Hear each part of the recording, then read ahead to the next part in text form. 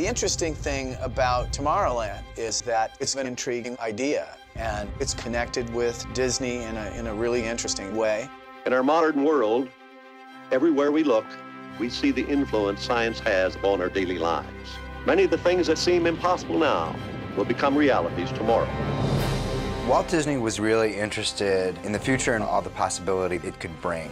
It completely and totally fired up his creative imagination. A beautiful tomorrow, just a dream away.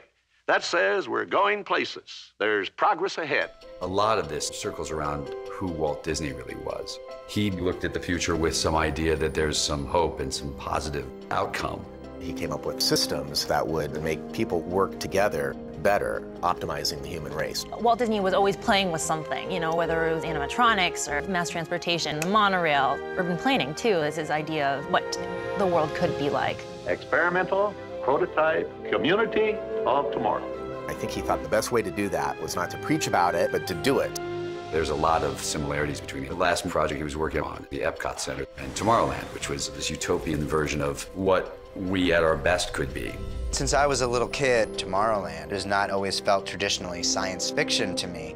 It's almost felt like science fact. Some of these things haven't happened yet, but they can happen. Buckle up!